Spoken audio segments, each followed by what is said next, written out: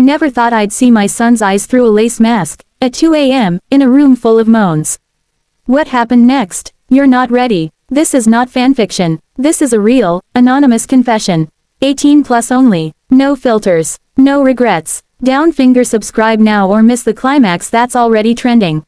I never thought I'd be the type to seek thrills in the dark corners of the city, but here I was, slipping into a world that promised liberation from the mundane chains of my everyday life. At 45, with a husband who preferred golf weekends over passionate nights, I had discovered the underground scene of midnight parties, exclusive gatherings where inhibitions were left at the door, and bodies intertwined under dim lights to the rhythm of pulsating music. These weren't your average social events. They were swingers' paradises, filled with couples and singles exploring the boundaries of pleasure without judgment. It started innocently enough, or so I told myself. A friend from my yoga class whispered about it during a coffee break, her eyes sparkling with mischief. "It's anonymous," she said. "Masks, pseudonyms, no strings attached." The idea thrilled me. My marriage wasn't bad, just predictable. My husband, a successful executive, was often away on business, leaving me to manage our suburban home and our grown son, who had just turned 22 and was navigating his own life at college. I loved them both, but I craved something more, something raw and unfiltered. That fateful night, I chose a sleek black dress that hugged my curves, accentuating the figure I worked hard to maintain at the gym. A lace mask covered my eyes, and I adopted the name, Raven, for the evening. The party was held in a sprawling mansion on the outskirts of town, the kind of place that screamed old money but hid new sins. As I pulled up in my discreet sedan, my heart raced with a mix of excitement and nerves. I parked far from the entrance, ensuring no one could trace my license plate. Inside, the air was thick with perfume, cologne, and the subtle scent of anticipation. Soft jazz played in the background, but it was drowned out by laughter and moans from adjoining rooms. I sipped a cocktail at the bar, scanning the crowd. Men and women of all ages mingled, some already paired off, others flirting shamelessly. A tall stranger approached me, his voice smooth as silk. "First time?" he asked, his hand brushing mine. "Not exactly," I lied, feeling a surge of confidence. We chatted, and soon his lips were on my neck, guiding me to a secluded couch. His touch was electric, awakening parts of me that had been dormant for years. As we kissed, his hands explored, and I let go, surrendering to the moment. But just as things heated up, a familiar voice cut through the haze. "Mom." My blood froze. I pulled away from the stranger, turning toward the sound. There, standing in the doorway, was my son, Alex. His eyes widened behind his own mask, but I'd recognize that build, that posture anywhere. He was dressed in a sharp suit, looking every bit the young man exploring his own freedoms. What was he doing here? How had he found this place? I excused myself from the stranger, my mind reeling. Alex approached, his face a mask of shock and something else, curiosity. "What are you doing here?" he whispered, pulling me aside. "I could ask you the same," I retorted, my voice trembling. We stepped into a quieter hallway, the party's sounds muffled. He explained he'd heard about it from college friends, decided to check it out on a whim during his visit home. He had no idea I'd be here. The coincidence was staggering, but in that moment, under the influence of alcohol and adrenaline, something shifted. His eyes lingered on me differently, not as a son, but as a man seeing a woman. We talked, awkwardly at first, but the conversation flowed into deeper territories. He confessed his own frustrations with dating, how he sought excitement beyond the norm. I shared snippets of my boredom, careful not to reveal too much. As the night wore on, we danced, innocently at first, but the proximity ignited sparks. His hands on my waist felt forbidden, yet exhilarating. By the end of the chapter, I knew this encounter would change everything.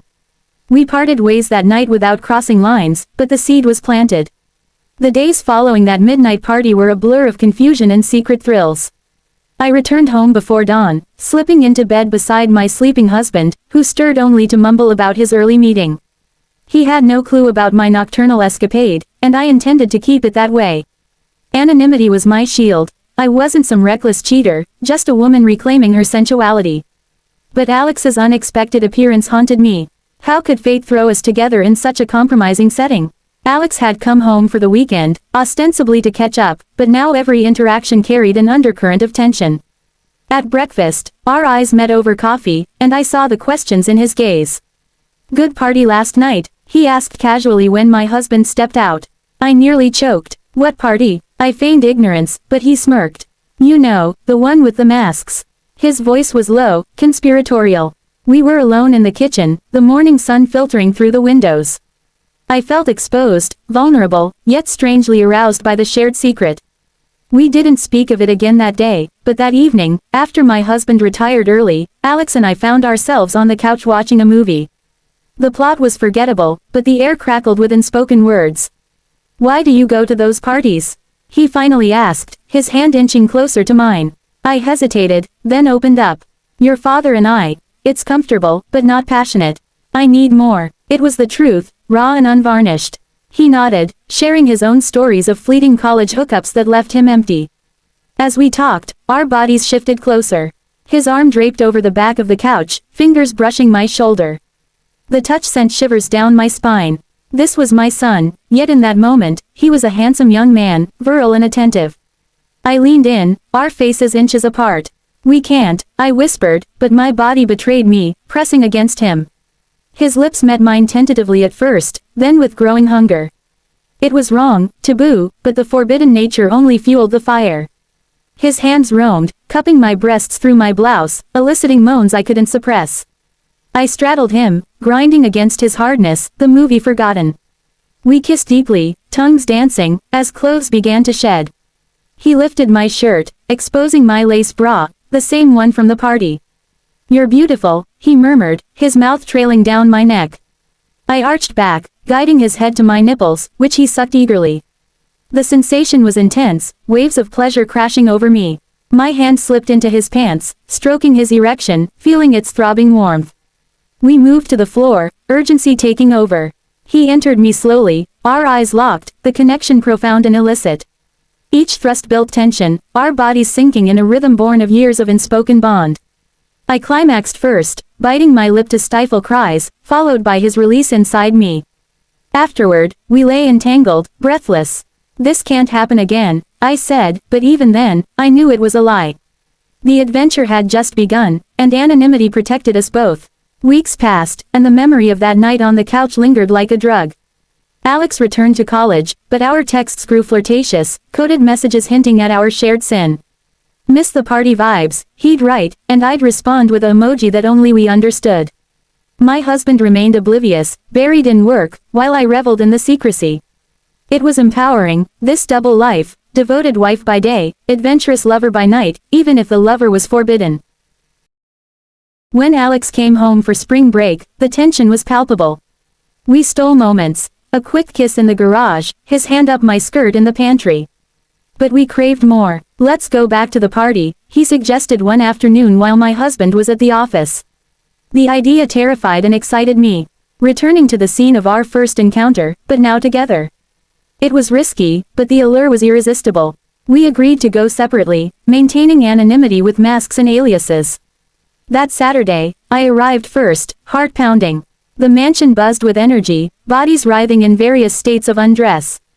I spotted Alex across the room, his mask doing little to hide his familiar frame. He approached as if we were strangers, his voice disguised. Care to dance? We moved to the floor, bodies pressing close amid the crowd. His hands explored boldly, slipping under my dress to finger me discreetly. I gasped, grinding against him, the public setting heightening the thrill. We found a private room upstairs, furnished with plush beds and dim lighting. There, we shed our clothes, exploring each other without restraint. He pinned me against the wall, thrusting deep, our moans echoing. You're mine tonight, he growled, and I surrendered completely. But midway, a knock interrupted. Another couple entered, assuming it was open. Instead of stopping, Alex invited them to watch, his confidence intoxicating. The strangers, a man and woman in their 30s, sat on the edge, aroused by our display. It turned into a voyeuristic spectacle, their eyes on us as we continued, climaxing in unison. Exhausted, we left separately, but met later at home. In my bed, my husband's bed, we relived it, slower, more intimate. His touch was tender now, tracing my body as if memorizing every curve. We made love until dawn, whispering promises of more adventures. The risk of discovery loomed, but it only added to the excitement. As summer approached, our liaisons became bolder. Alex stayed home more, citing internships, but really to be near me. My husband noticed the closeness but chalked it up to mother-son bonding. Little did he know the depths of our entanglement. We explored fantasies, role-playing at the party as strangers, incorporating toys I'd hidden away. One night, we attended a themed event, Forbidden Desires. Masks were elaborate, costumes revealing. I wore a sheer gown, nipples visible, while Alex donned leather pants that accentuated his bulge. We mingled separately, but jealousy flared when I saw him flirting with a young woman. I pulled him away, into a garden alcove, where we fucked furiously against a tree, leaves rustling with our passion. Back home, the intensity escalated. In the shower, water cascading over us, he took me from behind, hands gripping my hips. "Say you're mine," he demanded, and I did, orgasming hard.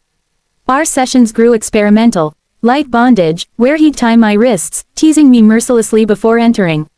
But cracks appeared. Alex confessed guilt, yet couldn't stop. I felt the same, addicted to the taboo high. We vowed discretion, but one close call nearly undid us. My husband returned early from a trip, finding us in the living room, clothes disheveled. We played it off as wrestling, but his suspicion lingered.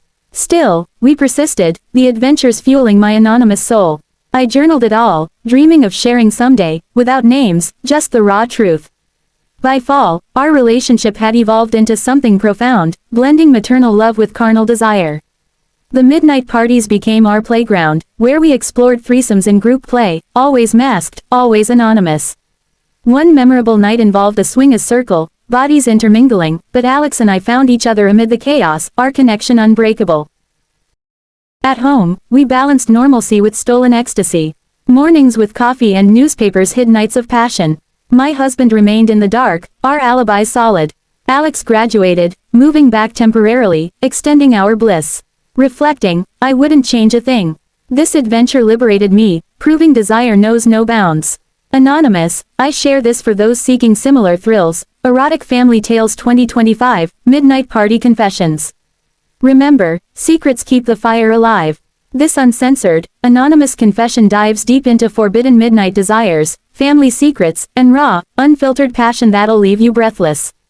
No names, no limits, just pure, pulse-pounding truth. If you're easily shocked, close this now. If you crave real, boundary-breaking erotica that pushes every button. Down finger smash subscribe and turn on notifications. New chapters drop weekly. Don't miss the next climax. That's all for tonight, lovers. The lights dim, the masks slip back on, and the secret stays between us. Until the next midnight confession. Keep it anonymous, keep it filthy, keep it coming, see you in the dark. Throwing kisses fire.